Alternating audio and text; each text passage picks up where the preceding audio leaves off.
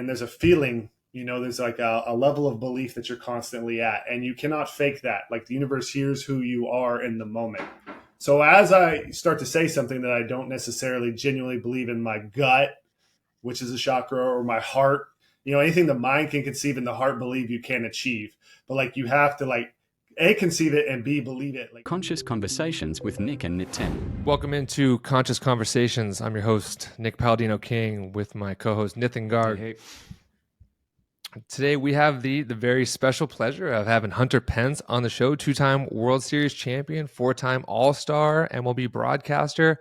And I don't know if this is enough, but coffee fanatic, would that describe you enough, or do we need a bigger word to explain, I think describe that's that? plenty. I'm a big fan, and I like to get nerdy about it and explore. But coffee is definitely a passion of mine, so I'll take that. Coffee enthusiast, maybe. Enthusiast. I was thinking coffee connoisseur. Yeah, that works. I kind of like the alliteration. Yeah. Very cool. Well, Hunter, thanks for jumping on the show. We're super excited to talk to you about sports, mindfulness, leadership, consciousness, and just kind of whatever comes up in the flow. So before we do that, we'd love, for you to kind of introduce yourself to the listeners that who might not know who you are, who might not be into sports, and kind of understand, kind of where you've come from to where you are today. That'd be really just cool to kind of dive in and get to know a little bit about you. Perfect. Well, thank you, Nick and Nitin, for having me on the Consciousness Conversation show. This is a conversation that I live for. I love to have. So I'm Hunter Pence. I was a baseball player for pretty much my whole life. Now broadcaster, and I'm kind of known for the great teams that I was a part of with the Giants for most of my career. But I got to play in four great cities. I guess three great cities. Because I went back to the Giants, but it was, let me think about this. Yeah, Houston, Philadelphia, San Francisco, and then back to Dallas. So yeah, it is four great cities. Confusing myself here a little bit, but yeah, the baseball journey was amazing, and I got to be a part of some incredible teams, and it was a really, honestly, baseball was kind of that drive and that innate thing within me that made me where I'm interested in conscious conversations and studying to the depths of my soul to become the best baseball player I could be. And I learned a lot on the path. That's so interesting. I don't think we think a lot about athletes and consciousness or mindfulness. I know it's growing, but to me, it's kind of sounds like you were ahead of the game. I mean, you're what, 5-10 years removed from the game, and now it's really starting to become a staple. Like, how did you kind of get on this wave early before most people even knew what consciousness was in 2010s or so, or something like that? Yeah, I think it comes from honestly the energy of passion and really driven to accomplish something and wanting to, when you think of what's the job to be a Major League Baseball player, well, it's to win as many games as you can, right? So that was what was my task. And so it's okay, well, you only have so much physical energy, you have only so much time each day.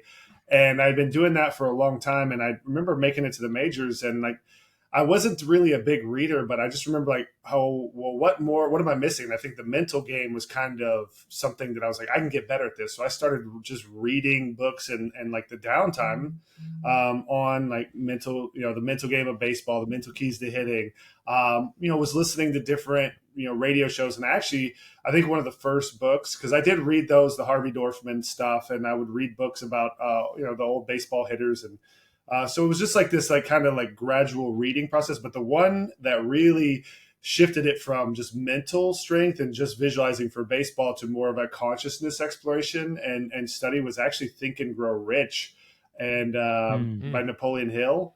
And it's gone way down a wild rabbit hole from there. But I got to tell you this because it's pretty cool. Yeah, you got it right there. Oh, there you go. Nitin's got it on his desk. That one was that was super fun. And I love becoming the scientist of your life. But it was Arian Foster. I was in Houston at the time with the Astros, and I was listening to Arian Foster, who just led the league in rushing, talk to Jim Rome. And he was like, hey, were you surprised that you led the league in rushing? And it was his first year, and he wasn't even meant to be the starting running back or something. And he's like, yeah, I read this book, Think and Grow Rich, and I intended to do that. And so I wasn't really surprised. And I was just whoa, I got to read this book. And so some crazy things started happening to me after reading that book. And then some other, I think as your momentum and your frequency changes, you start gaining more information and higher ascendance, I guess, so to speak. So not too many people I tell all of this to, but it's really fun that I got this show to share because that's just the start. And anyway, that's a long-winded answer, but there you have it. Yeah. So it sounds like it started with like almost like a breadcrumb of like, hey, here's this, I need to up my game. I need to get a little better here. Let me check out some stuff. And then before you know it, you're kind of down the rabbit hole of consciousness and Yeah. performance and Yeah, and I expansion. remember like late in that book they talk about like imaginal practices and having heroes and like trying to take the qualities from them. But a lot of it is like based on like really powerful thought rhythms, creating beliefs, understanding what a burning desire is and attaching emotion to Hmm. it. And I was very like methodical with a lot of this with like the words and the affirmations, but the emotion I think is the thing a lot of people kind of shove off to the side. Like, well, I thought this and nothing happened. But Hmm. the big key is like attaching the emotion and like the energy and motion. So like your emotional state of being.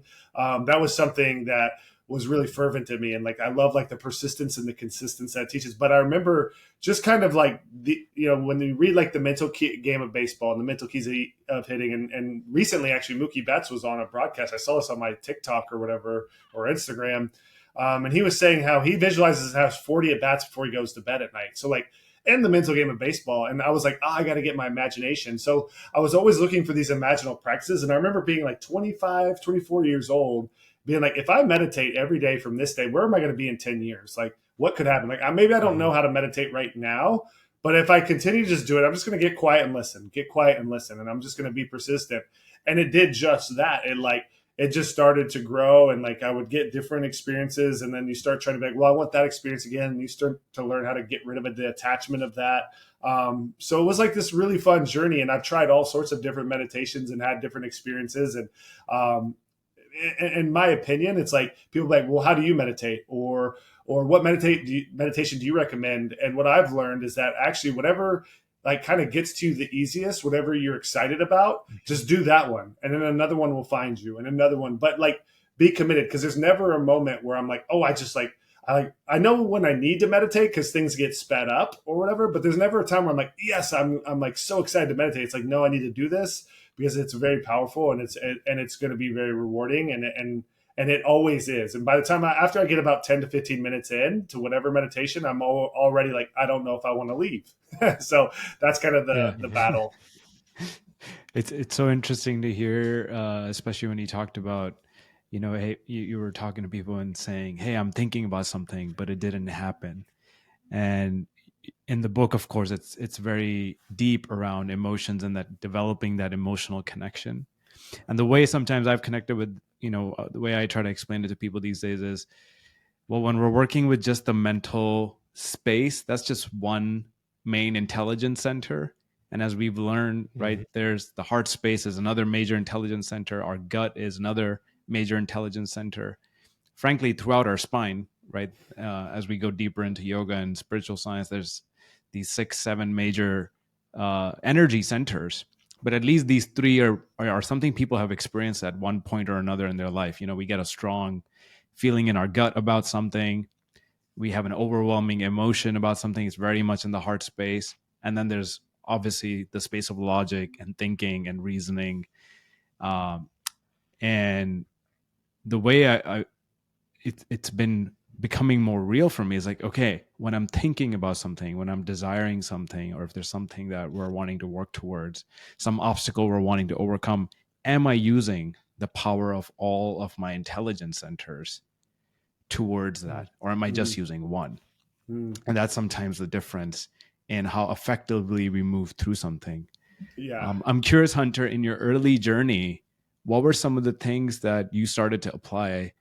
And I'm curious if you can share any stories or examples of what began to happen for you as you started to apply. Well, I have very many stories with regards to even that, and like detachment was another one. Like the Seven Spiritual Laws of Success from Deepak Chopra was another book that I really enjoyed.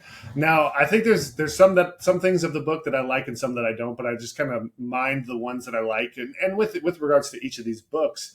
But for instance, like the no insistence, no resistance. So like attachment to an outcome is actually kind of going to get into your way. So like if you're Hmm. putting, what does it emotionally feel like for said thing, right?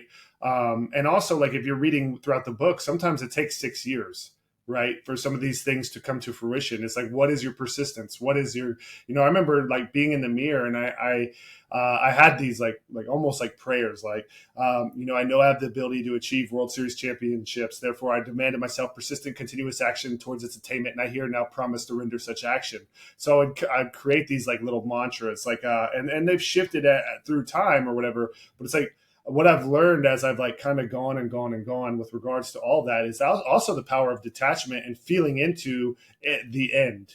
So like, I learned that wanting is actually an energy state. This was a very powerful thing for me. Is like, oh, when I'm in wanting is a lack vibration, right? So when I want, then I'm telling the universe I don't have, because it's actually a yes universe. So then where I really, really shifted and like elevated was when I was like, I have. Like, so I remember after reading that, I remember being in 2012.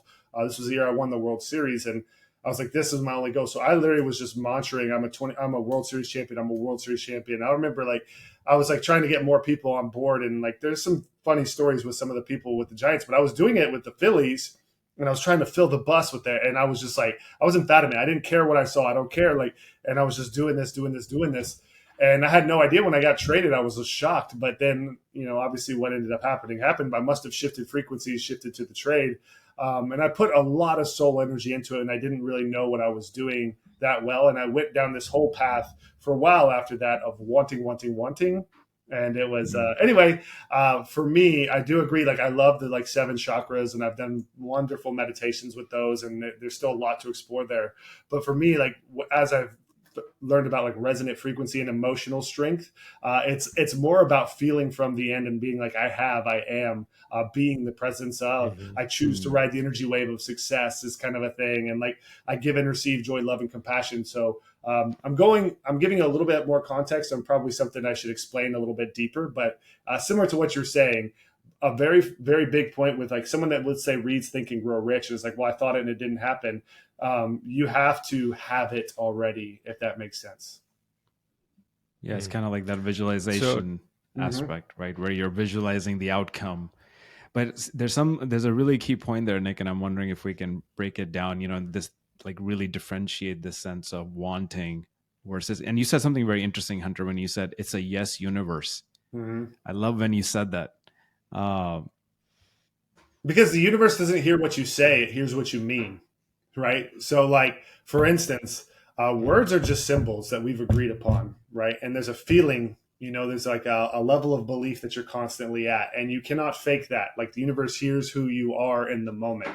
So as I start to say something that I don't necessarily genuinely believe in my gut, which is a chakra, or my heart, anything the mind can conceive and the heart believe, you can achieve. But like, you have to like, A, conceive it, and B, believe it, like, and know it. Like, it's like, if I ask you to take a couple steps that way, you can take those steps. You don't have to think about it. You don't have to do it. But if I asked you to go like try to dunk a basketball, you're probably gonna be like, well, I probably can't do that unless I maybe had a trampoline, right? So to speak. But anyway, with regards to the belief aspect of things, is like, what do you believe is possible? What do you believe you deserve? What is your self-worth? What is your self-validation? These are like kind of little things that you have to go inwardly and start lifting and raising the frequency of what you believe your business is capable of, what you believe your art value is worth. So like, once you become the belief that it is worthy and worth, and like you've held that vision and held that, embodied that state, the yes universe has to meet you at where you are. So if I say I am a World Series champion, and obviously I hadn't won it at the time, but I was like, I have to believe it. It's like, it's similar to, I love this saying, and this hits a lot of people. Most people in the world, the realists or the mental only people, will say, well, I'll believe it when I see it.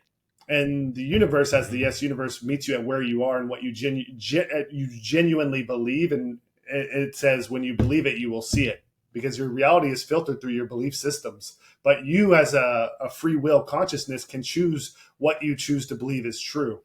So like, it's reflecting to you who you are. And so it's all going to shift as you change who you are and raise your frequency. And so then start consciously shifting. And it might take you a little bit of time to really believe that you can be a World Series champion. And like, I had these conversations with some people that were like, you talk about fertile soil. I remember talking with Morris and being like, every moment there, like Einstein said this, there is no time. So when we win the whole thing, it's a moment just like right now. And this was in 2014. It's a now moment that just isn't here. There's just a gap. So like we are it now. We are it now. We lost the game. We're still champions. So like we were like in the back of the plane just trying to like and I was trying to explain that to him and he was buying in and getting other people. I remember telling our chef, like, you're feeding World Series champions, put that thought into the food. And so with regards to all of this with the Yes universe, is it's reflecting who you are. So like you should never be like, let's say that resistances hit you and struggles and problems are coming.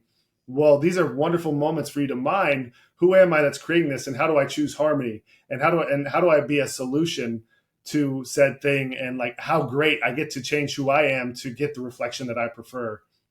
Mm-hmm. Are you following? I'm going. Yeah.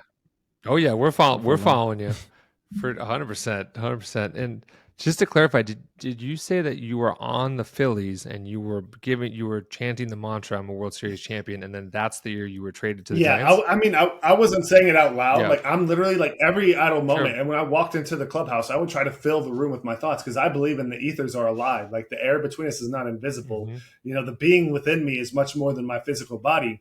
And so I was like trying to fill the room with the thoughts of, sending love to my teammates, sending belief to my teammates. And I would always try to like, it's weird how a lot of times people would come up to me and tell me things that I was thinking that I was trying to fill the space with. Like I remember one time I was thinking like, I'm a great teammate. I love this team. I love this game. We're going to win. I'm a great. And someone came up to me and I was like, as I'm doing this, just like walking around doing my business in the clubhouse, someone goes, Hunter, you know what I like about you? You're a great teammate.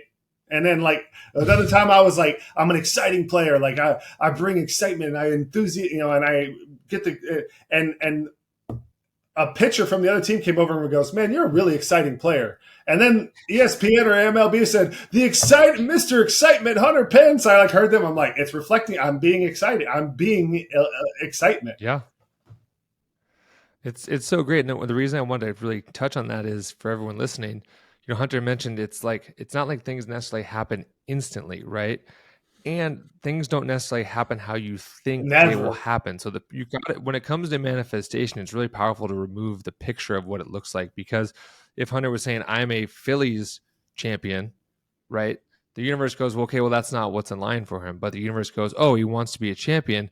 Well, I know the exact place and time to put him to do so. And it's like staying open. I just felt my body actually light up. It's like staying open to the possibility that it could look and probably will look very different than what you think. But if you stay open to that, then you go, man, this is the right place. This is the right time. That's a mantra that I use personally, like when I'm in resistance, like, or I even say like, I am the right place. I am the right time. Going to Hunter's point of like, well, if I am the right place and I am the right time, then everything in the universe should be bringing that to this space rather than it me being somewhere else. And you can just say like your external world is a reflection of your internal world. I think that's a really easy way to sum up what you're saying. It's whatever you're thinking or doing or believing on the inside is what you manifest internally, but then that's what shows up externally. And if you don't like what you see externally, then that's a really good sign to shift how you're thinking or feeling or believing internally. And that's how you can really start to play this micro macro, reflection game of, well, how am I in the world? Well, let me look at my friends. Let me look at my relationship. Let me look at how people talk to me. It's not really that hard to see how you show up in the world if you pay attention. But I just love that you're bringing this all in. Can I jump off of that a little bit, because you're hitting the hammer please. on the head of the nail right there. And a metaphor or story that I think really knocks this down is like, if you saw a reflection of yourself in the mirror and you see that you're frowning and you're like, man, I really want to smile. I want that mirror to reflect like a frown. You don't go to the mirror and draw a smile on your face, because that's the outside world. What everyone wants to like go out there and like change that person that's talking to you a way you don't want to be talked to. Well, they're probably reflecting how you're talking to yourself. So the way you get the smile from the mirror is you smile, and then the reflection has to meet you. So similar to what you're saying, though, is there's a Polaroid picture between when you truly start talking to yourself unconsciously and start shifting and raising that resonance within you. Like, I am treated with, I give and receive joy, love, and compassion. A really wonderful one I learned when I was in the Dominican Republic, and I was really aligned and just in this beautiful space. I got this profound thought that's become kind of a family mantra of us. If it works out, great. If not, even better. because the universe knows exactly where I'm meant to be, because I have chosen the energy state and the joy and the way that that how I want to experience my life is a happy song of celebration and joy and a magnificent cascade of pleasing events. And so like these kind of rhythms are like my emotion. And it's crazy how, because I've truly bought into that reflection. It's an inside out, as within, so without, as above, so below. And I believe that this is a law of existence, that what you put out is what you get back. And so if I'm being a scientist, I'm saying, okay, hey, I'm skeptical of that, but let's just say it's true. And so then I start changing everything I put out, and not just physically, emotionally. If you're putting out emotional hatred to the world, if you're putting out thought hatred, there's, like I said, I believe that the ethers are alive and living and breathing in your thoughts. Like, when you think of someone and then randomly you get a text from them or something, these are like, the collective consciousness exists. Today. The collective consciousness exists. So it's like, so let's just like be skeptical of everything, but play the game for 1 month that everything you put out, I only send out love. Love is one direction. I give love. I give faith. I give belief. I give confidence. I ride that energy wave. I will not, when I catch myself in a hateful, like disagreeing thought, and it's okay to disagree and to have barriers. It's like I'm not going to go hang out with someone that's like completely different than me. I'm going to choose a different path. Like I prefer not to be around XYZ, whether, whoever it is, but I'm still going to send them love and understand that, like, agree that we are different, be yourself as fully as you can and allow others to be different. So, but like only sending out, like I allow this space for opposite of me, but I'm going to be around the fun, joyful, loving, kind, happy, exciting, spontaneous, creative people that I prefer to be around.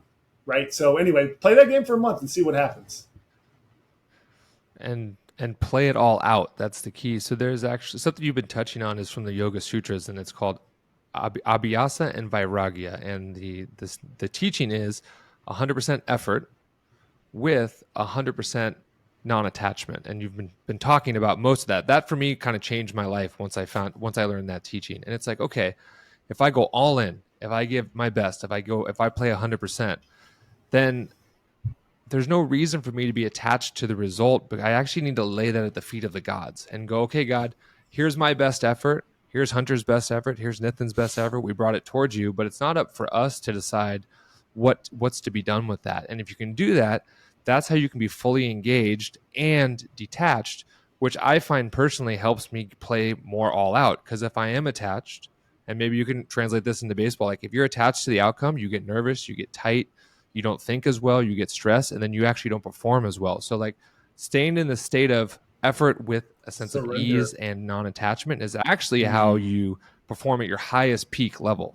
100%. Surrender is beautiful. I remember imagining, because I had sat there and imagined winning the thing and saying it and saying it and saying it. So I already felt like I was a World Series champion. So I would always go out to the bench and look at the stadium before the game, and I would like give thanks for the stadium and bless it, and like just see our team playing well. I remember turning it all into dust. Like I envisioned that it was just a movie screen.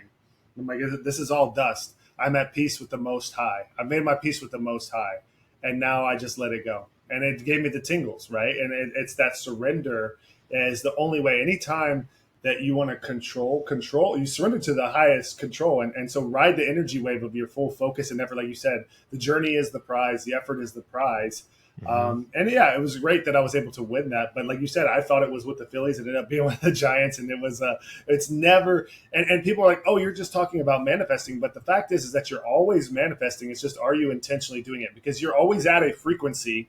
So do you want to just unconsciously be a frequency of like complaining, because the real world's going to make it easy for you to complain and easy for you to see, and both things exist everywhere at once, right? So you can always see the good or the bad, right? But like start like looking to notice and be appreciative and enjoy and recognize all of the beauty and whatever's around you, so that it slowly starts to like shift that frequency. But you're always manifesting. It's just a matter of, are you consciously? But whatever you think, say, and do, you manifest. And if you're listening, the key thing in there is whatever you think, say, and do. It's not all the positive things, which is kind of the social media hype. It's like, no, you also think, say, and do, and manifest the negative qualities or aspects in your life. So to Hunter's point, it's like the more you pay attention, the more present you are, the more you get to be the empowered player in the game, saying, no, this is the game I choose to play. This is the outcome I'm looking for. And there's no right or wrong. Like, you can fully play the negative game, and I've done it before, and you can even do it consciously to say, what happens if I'm a jerk for a week? Like, what happens to my life? Let me run that experiment. As long as I'm the empowered being making the choice, then it's totally fine. But yeah, whatever you think, say, and do, you manifest. So pay attention, because that's exactly what will happen. I just love that you're going there, man, and that you have all this insights, and so rad. There's something really interesting that, while there is the think, say, and do, right? There's also the concept we're talking about is also, there's a sense of surrender, that there's effort and non-attachment to the outcome. So one of the concepts or perspectives that I kind of became really clear for me this past week. I was at a spiritual convocation. Imagine it's like a massive conference, but just like filled with spiritual folks. The two of you would have loved it. And where's the invite, man? Next year. But one of the concepts, or just the clarity that came, was around this sense of how much are we living in ego consciousness versus soul consciousness.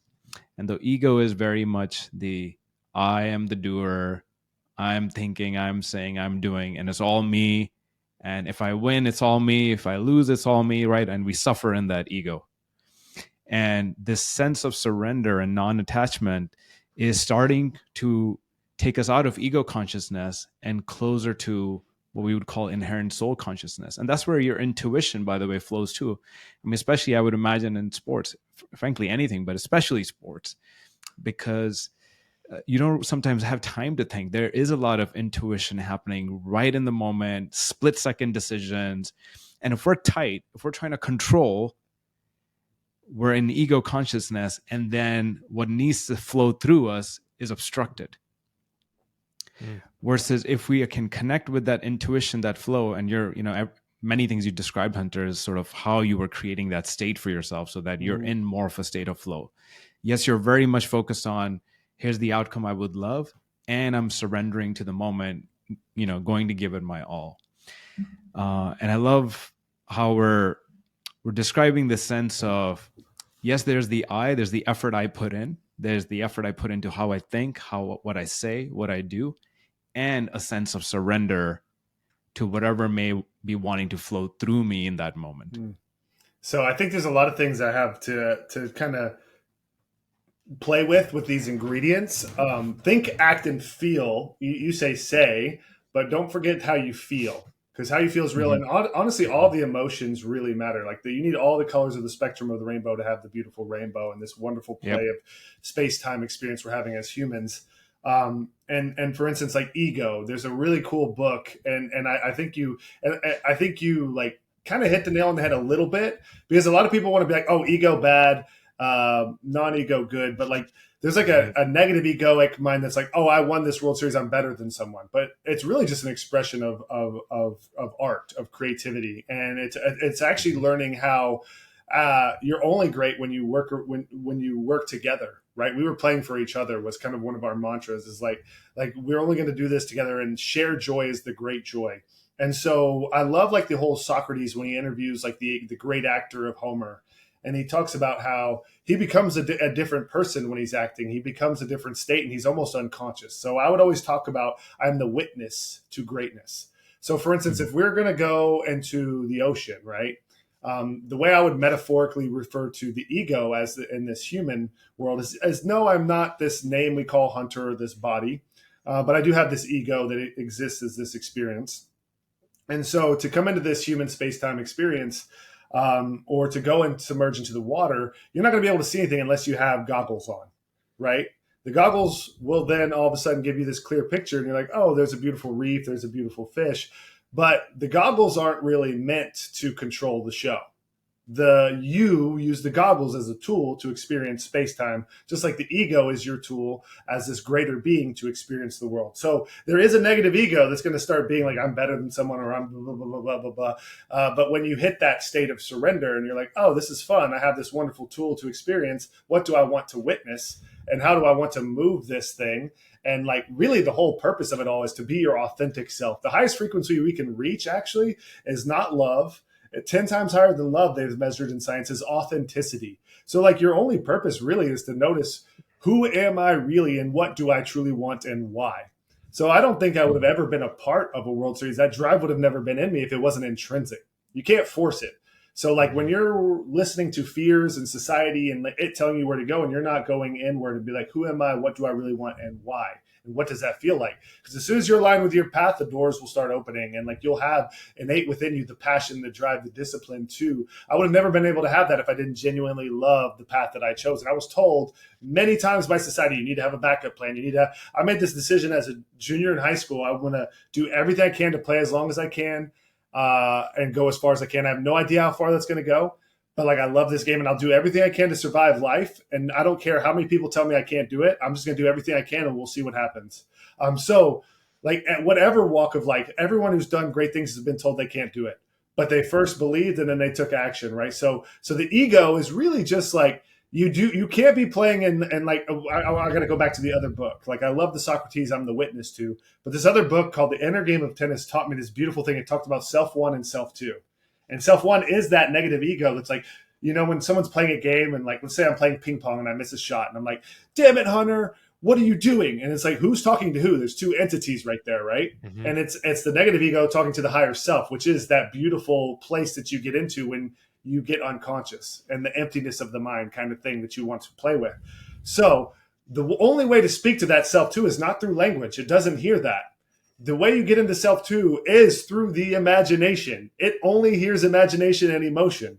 So you have to just let go, be free, and imagine whatever that ping pong swing or that baseball swing needed to feel like. And you are, when you're fluid, you are so much more, your accuracy, your cognitive move is so much higher than when you're telling yourself, get this hand here, and being mechanical, because fixation is the key to death. It's the key to move, like to miss.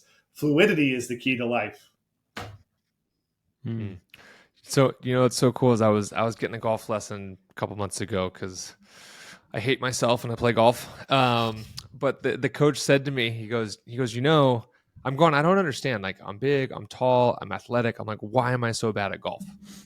Like, it's a ball and a stick. The ball doesn't move. Like, what's going on? And he goes, you're learning to play golf as an adult, right? So he goes, for you, it's work. For you, it is, you have all these judgments in yourself around this is good, this is bad.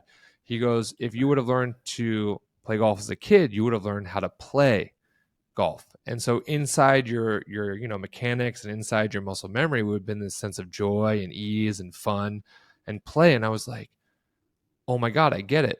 I hadn't shot a basketball in a year, and I went out and within 5 minutes, I'm shooting a basketball, like they're going in, I'm dunking, and I'm like, oh, I've been doing that since age 5. So it's in my system. It's in my DNA with this sense of play and joy and fun, where the thing I'm learning as an adult isn't. And to me, that was such a light bulb moment of self one, the critical self, you're not good enough. Self two, hey, we're just out here having fun.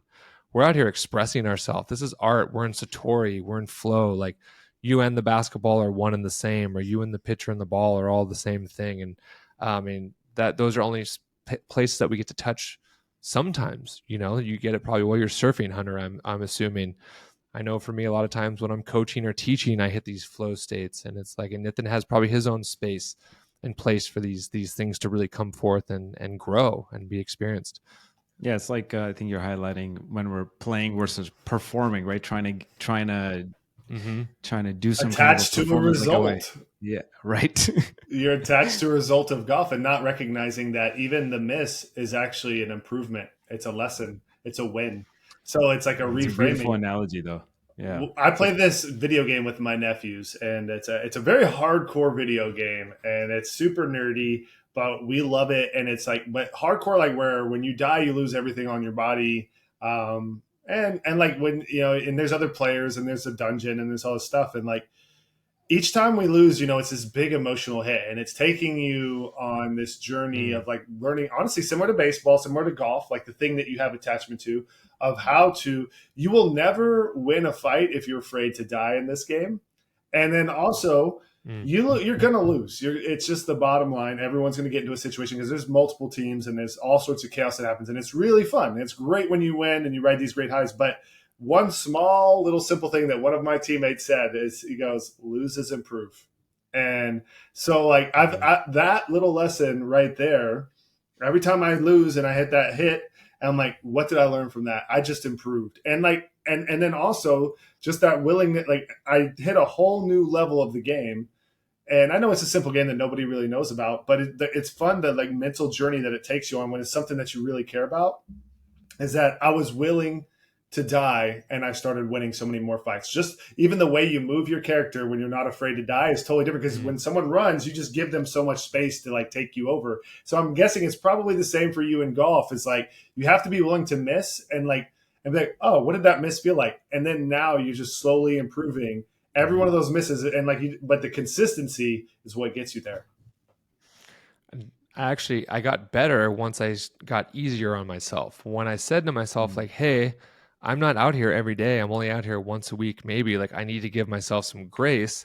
I actually got better at golf because I gave myself some space, and it got more enjoyable and more fun. And I love the idea that like there is no failing. Like failing is not even a word that's in my vocabulary, because I would say losing and success are their cousins. Like they are almost the inverse of each other. There's no one that's achieved great success that hasn't had massive failures, because they wouldn't learn the lessons needed in order to have those great successes. Like I think of like prize fighters. Like the only reason that Ali was so great is because he had Foreman. Like he had to understand like how to go up against someone so much bigger and stronger. And it's like that's how you bring out the best in each other through competition. Absolutely. Right? And it's like, man, I wouldn't be who I am if I didn't have other people pushing me. You wouldn't be who you were if you didn't have other teams or teammates pushing you. And that's when you realize like, oh wow, like there is no failure. I mean, maybe the only failure is if you quit. As long as you stay in the game, you're continuously learning and growing. Hunter, I have a question for you related to that. Something that was coming up for me. In sports, there's always someone's winning, someone's losing, right? And there's a team that's celebrating joyously at the end, and then there's a team that can sometimes be crying depending on how big that game was.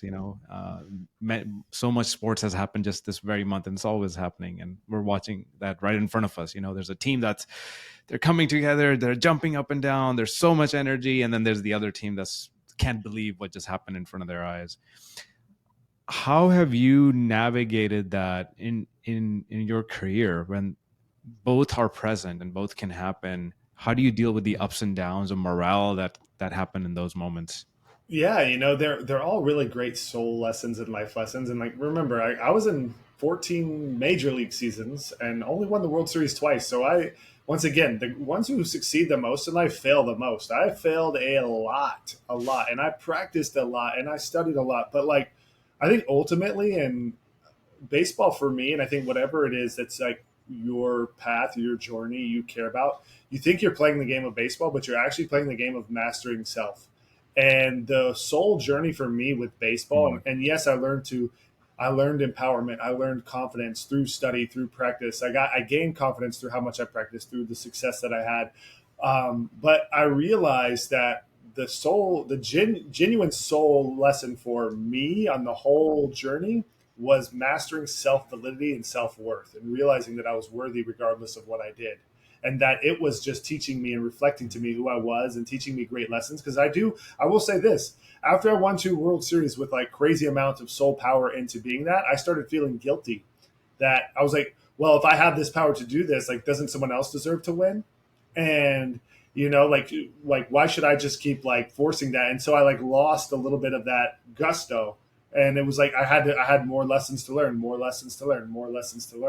Obviously, I have a wild different belief of reality now than then, but I think baseball taught me exactly that. And I remember as my body gave out, I think it gave out when it was time for me, because I had learned my lesson. I had mastered self-validity.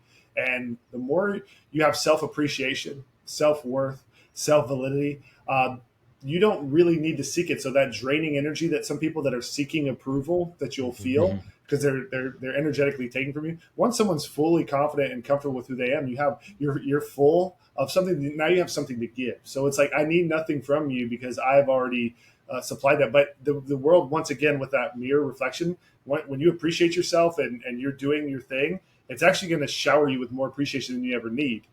Because it's who you are, if that makes sense. I'm working on this with a lot of Mhm. people, but for me, that was my baseball journey, and I think that it's going to meet you and teach you the lesson you need. So you're going to hit that loss, and that loss is going to shape you, and it's going to teach you some lesson that you might need in that win. Same thing, because like, will you be happy now that you have a World Series championship? You're going to wake up tomorrow. It's going to be another Right. day, and there's going to be a parade and a hoopla. And like, Mhm. Right. what is the substance? What is the real sustenance of a healthy, happy, fulfilled life? What is satisfaction? What is fulfillment? And so, if you're constantly chasing, and never being, like you mentioned, the present moment, it's always shifting. We're on to the next moment, the next moment. So these are just great lessons, and for the cities, the organizations, the players themselves to master themselves. Yeah, and I love how you put that, and just like underneath, if there's like a theme or a lesson that I'm extracting for myself, is like, hey, this it's a journey and it's a growth journey, and winning has a lesson that, hey, that's not the ultimate satisfaction. You're gonna feel this intense emotion in the moment, but there is the next day. And losing has a lesson. There's an emotion, and there's the recovery from that that teaches us how to persevere, and the tenacity, and Yeah. how to rebuild ourselves back into the moment for the love of the game, for the love of the sport. um, yeah, I love that. And it's like this too shall pass. Have you read the book The Way of the I Peaceful have. Warrior, Hunter? I have. Yeah, for anyone that's an athlete listening, pick that one up. The Way of the Peaceful Warrior. It's a lot of what Hunter was just talking about. If you win a championship and you wake up the next day and you feel empty, I can give a lot of answers there. Hunter, kind of follow up question to that. I'm wondering, as your career kind of ended and you've developed these skills and you've really achieved some of the highest successes in the sports world, right? I mean, like champion, all star, fame. You're a legend in San Francisco. How did you transition out of sports and away from being a professional athlete? I gotta think there's a lot of ego involved in that, and a lot of maybe ego identification that needed to be untangled. I'd love if you can touch on Yeah, that. so similar to kind of like what I just hit on, was that I had like an aha moment within the end of my career where I was like, oh, like I learned what baseball was teaching me. I was ready, and I have a lot of passions. I have a lot of excitement and a lot of things. It was a transition for me, so I was very, very lucky that I got to fulfill much of my playing goals and dreams, and I genuinely loved it. But I had played enough games, and my body. It's now been more of a recovery process for my physical body to live like a, just a quality of life of comfort. Hmm.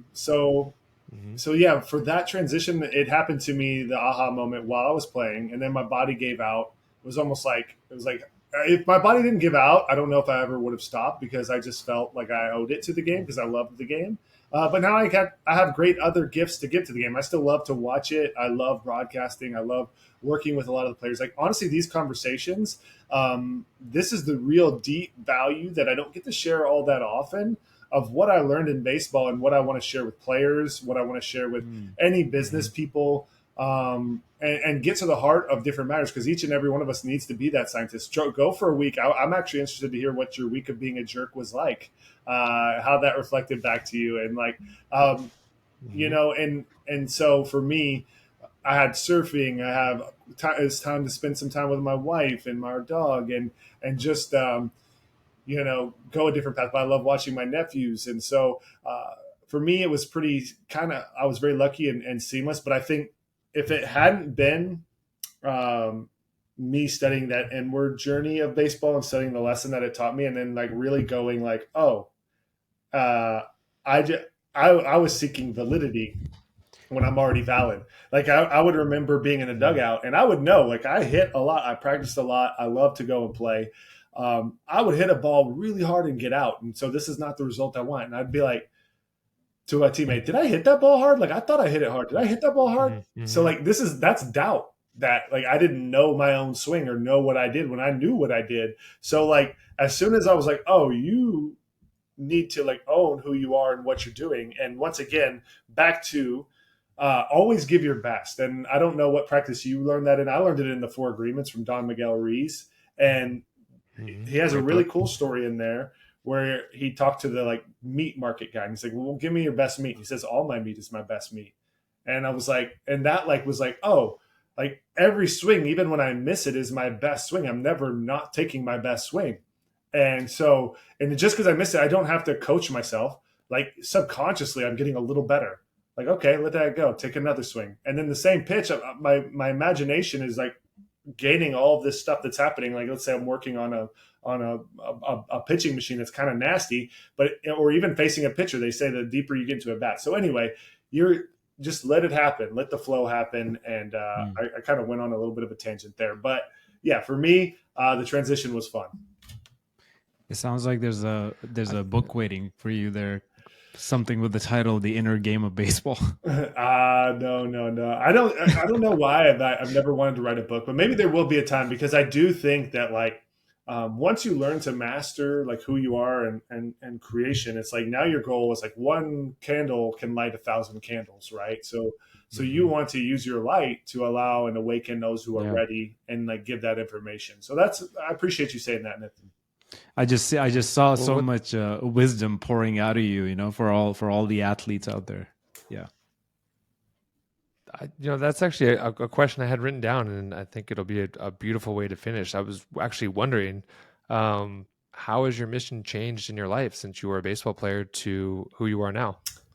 Yeah. I mean, obviously there's no like, I have to like go and like be the best baseball player anymore, but it has been kind of a more relaxed, enjoying life kind of thing, more community, being involved in the community. So I have the Healthy Planet Project, and once again, it's like you could say selfless, but when I genuinely believe and ultimately know that what I put out is what I get back, it's like you want to give nonstop.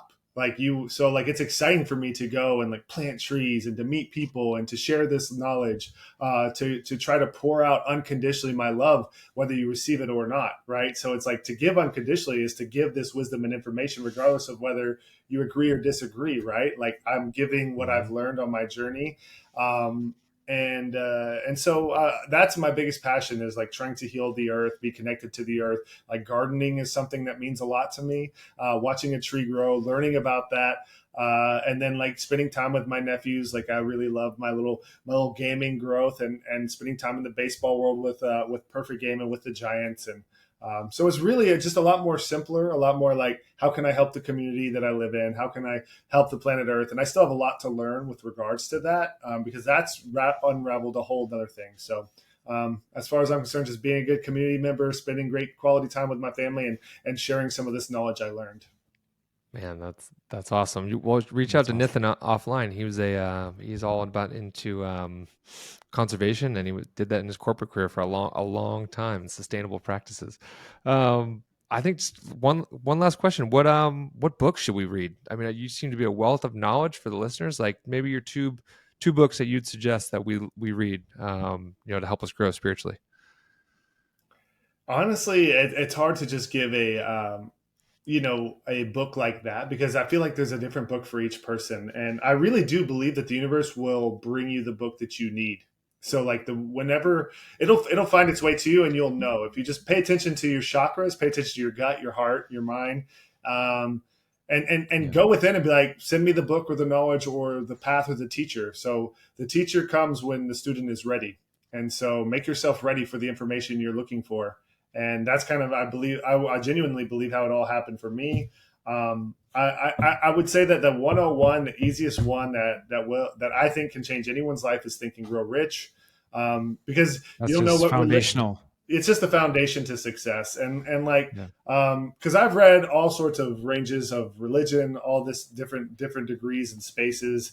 I love all Don Miguel Ruiz as well. I've read some like really offshoot stuff that I would be afraid to recommend to anyone that really helped me. Reality transurfing was a fun one, but even within that one is a lot of stuff that you have to like, what is it you do with like a plant that you get rid of the bad stuff? But there's like some really good gold in Trimming. there. You got to trim some of the fat. So Think and Grow Rich, the 4 agreements, those are solid. The 5th agreement was a really good one. Nature of Personal Reality from Seth Material is one that I've enjoyed recently. That's like a really offshoot one that it's niche. So there you go. There you have it. And trust the books that you're led to read. Heck yeah. Yeah. That's awesome. That's awesome. I'll just go into a bookshop once in a while and just walk around and feel what everyone kind of calls my name, maybe off a color, off a feeling, if it'll fall off the bookshelf or something when you walk by. You never know, or someone will just hand you a book, or give you a recommendation. Yeah. So for Nick, The Nature of Personal Reality might be good for you, from Jane Roberts. Reality. Cool. All right. Well, Hunter, thanks so much for being on, man. I would say this is one of the most conscious conversations we've had to date. Thanks for bringing it, man. Thanks for bringing your spirit, your energy, your knowledge. It's been really, really fun. Awesome. It was a pleasure. And thank you guys for pulling it out and opening the space. And thanks for being a living example of actually not just knowing, but you're actually living and applying in your day-to-day life and trying to help others learn it. So that's amazing. Absolutely. The candle that's lighting 1,000 other candles. Yes. Absolutely. All the darkness in the world can't take out the light of one candle either. But the darkness serves a purpose as well, because the light can't be light without the dark.